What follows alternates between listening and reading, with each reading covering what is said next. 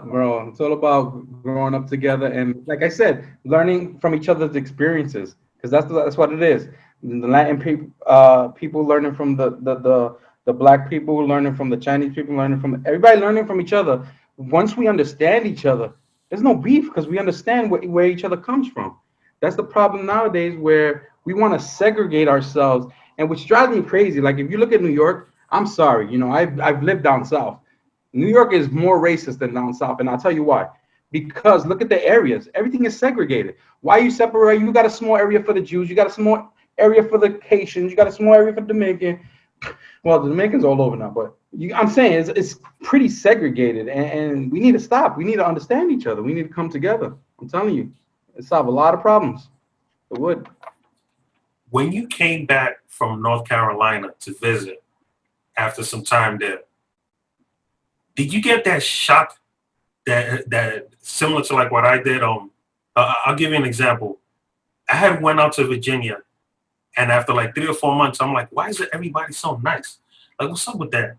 I came with I didn't realize how freaking ignorant. I thought I was like real cool and chill and very patient with everyone. But when I was in Virginia, I was like, fuck yeah, I was saying what's up to each other. Like, why you saying hi to me? I don't even fucking know what you up to. Yeah, I'm telling you, I had an experience when I first went to North Carolina where I went to Walmart, right? And this like guy say my age, look same kid, young. He tells me, "Hey, how you doing? Who the fuck are you?" Like I straight, I said that's what I told him. Like, why you saying hello to me? Like, and I had to stop myself. I'm like, whoa, you know what I mean? Cause I thought it was setting up, like he wanted to step to me or something, but it was not. He was just saying hello and kept it moving, And he was surprised. I'm like, oh, you're from New York, and that kind of hit me right here. That kinda hit me right here. It hurt. It hurt that he said that, but it made me like, oh, all right. But then another thing, when I came back to New York, well, no disrespect to all my New York, I was born and raised in New York, but when I came back there, I had such a disgust for the way I used to act that I saw them still acting. The ignorance just drove me crazy, Theo. The ignorance, it disgusted me. And that was my breaking point where I actually changed my mindset. When I went to North Carolina, then came back to New York and saw the things that I saw, I'm like, why didn't I see this before? It's the perspective. We need different perspectives to grow. We need to move around. We can't be stuck and so set in our ways. You got to be able to move around. I'm telling you, you'll learn a lot of things. Word up. Some of the most important lessons in life that I've learned was around people that prior to them teaching me something, I would look at them like they're not that smart Hmm. because they were so nice. I learned the hard way that usually the people who are very decent, very nice, it's not just they're pushover. They're using kindness because they know that being rough all the time, it's exhausting. That's one. Yes, it is. And if you can't extend kindness to people, it's going to be really hard to survive because at some point, everyone's just going to excommunicate you. Like that shit ain't going to work everywhere. There's some places that it works to your benefit, but dude, there's a whole lot more places that you get so far with kindness. Yeah, I'm telling you, man. And you can see the difference. And you know, all you guys, all my tios and aunts from my dad's side, it's all similar. You guys are all kind, and you're not living the bottom of the barrel. You're moving forward, have great lives. And then I look at myself and look at my brothers and sisters. I'm like, I've changed my mindset, but my brothers and sisters, some of my brothers and sisters are still stuck in that old New York style of ignorance. And you see the way their lives are turning out, and I'll be like, damn, why can't they just learn from their lessons? People need to look at their downfalls, not as downfalls, but at points of education where you can learn from those things that they say are bad. They're not bad. Like if you fall, just lift yourself up and make sure you don't make the same mistake falling. You know? Did you know that Uncle Raymond at one time he had stopped doing architecture during the what you call it? I'd say around 2008, 2007, around there, back when the economy crashed and Yeah. people were losing their jobs. Yeah. He had to work at Kmart. And you know what? He did it with the same mentality that he did architecture. I'm going to treat people with decency. You're not less than me, and you're not more than me. Yeah. No, and if you try to go outside of that realm, I'm going to remind you who I am, and I'm going to let you know who you are. And it was necessary during that time because so many of his coworkers, when he was in Kmart, were like rooting for him. Like, man, I would have never thought. Like, how you come in Kmart and you driving a BMW? So Yeah. people, they used to think like he was some type of agent or something, like for the company, like The checking double up on ball. them. Yeah, it's like, wait a second, you got your own house, you have kids, and you have your wife, and you have a BMW. Like this doesn't all correlate, but that schooled them too. So as crazy as it sounds, it might have been a blessing in disguise that he had to be the tool to show those people that there is another way to having success. Yeah. This time of me being this broke is just temporary. I'm just going through something. Being broke and being poor is totally different. Poor is a mentality that you have to learn how to get out of. But Yeah. being broke, there's times that you could be doing nice. There's that one time of the year that everybody's doing good, and it's called tax season. Yeah. Exactly. But how fast you spend that tax season check will determine how smart you really are.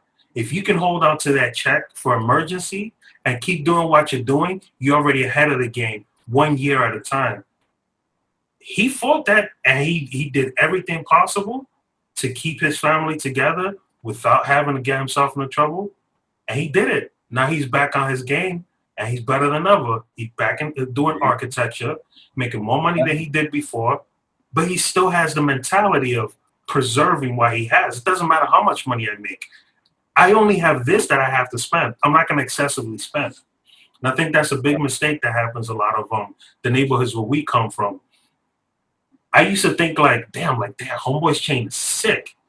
And I don't know if you remember back in the day, I used to like rocking jewelry. And I used to buy clothes every single week. Every week. Oh my God. And it was like, what the fuck am I doing? Dude, I wouldn't dare spend $100 on a pair of sneakers now. That would not happen. No sense to me anymore. My little brother Manny, he's rocking these new Yeezys that cost like $300 with the tag still on it. I'm like, what the hell is wrong with you? I could have took that 300 invested in some Apple stock right now. They're about to split. Hello. Wow. The mindset is crazy. You know, I'm not even gonna front because I used to be the same. My check used to go to clothes, go to party, go to drink. You know, but you live and you learn, you grow. Here's the deal. We can't forget that we were teenagers at the time. Yeah, these niggas are adults. It was pre-21 that we were doing that. Yeah. After we really started experiencing life, we started realizing, wait a second, you're telling me that I can stretch this $100 so much more outside of New York? Mm-hmm. And I know you experienced it when you were in North Carolina. Food is cheaper, clothes is cheaper. It is crazy. That $100 used to last me a month for food. I'm telling you, over here it makes no sense. You got to be smart with your money. But that again, this is what growing, learning, you know. But then you making that comment. We did that before we were 21. You got these knuckleheads that are 21 and above to 35 and to the 40s, spending checks, buying Gucci bags, and not having for their rent. It makes no sense to me. Gucci. Mm-hmm. I still haven't worn Gucci. As a kid, I learned that Gucci was racist as fuck. Yeah, I never knew. Gucci, who's the other one? Ralph Lauren. I Ralph never wore Lauren. them. Ralph Lauren, yeah. I used to rock Hill. I think it was you that put me onto Hilfiger. Hilfiger. Yeah. It was you that put me onto Hilfiger. I stopped though after as soon as I found out. Same here. When you schooled me about that, I was like, "What? Hilfiger like that too?" It's like, damn, how many more name brands are racist as fuck? Like, I don't have much on my list. That's why I buy from Walmart, pay less, and my shit lasts 5 years plus. I ain't trying to impress nobody. I'm trying to save money, invest money, and get out the hole I'm in right now. You know? The only thing when it comes to clothing that I actually spend money on, and it says at the time I got into Olympic weightlifting, and I needed Olympic weightlifting shoes to like doing deadlifts, snatches, and squats. The heavier you go, you need really strong flat shoes. Yeah. I spent $75 on a pair of Reeboks that were worth 150 during Christmas, and I was like, you know what? Fuck it. I did it. Those things lasted me 3 years. After that, those are the only sneakers that I buy now. I have two more pairs of Reeboks now that they cost me about the same price. They're not as good, but it's still $75, and I know they're gonna last me another 3 years or whatnot. Other than that, I don't like buying cheap footwear Yeah. due to the fact that that's also a way of making our people sick. Spine imbalances, knee imbalances, ankle swelling, and inflammation. The materials that they use in those sneakers in poor department stores, and yes, I call them poor department stores, because you're spending 40. You're lucky if you spend 30 on a pair of sneakers that look decent now. They're not as cheap as they used to be. But you're spending between $30 to $50 on really low quality sneakers. When if you spend a little bit more, not only do you get better quality, but you're also protecting your health too. That's the only Yeah. reason why I still purchase I buy Reeboks and Nikes. Is those sneakers I know that I'm not gonna add inflammation to my knees and my lower back. So it gets a little more on the deeper level. Yeah, there's reasoning behind why you buy those shoes. I'm talking about why they buying sneakers that cost 200, 300, $500, $600. It makes no sense to me. That doesn't mean I don't care what the shoe can do. Unless that shoe's making you fly like an eagle, I don't want to hear it. No, word up. It's so true. I mean, they just doing it just for the sake of showing off. Dude, Yeah, before I bought these sneakers,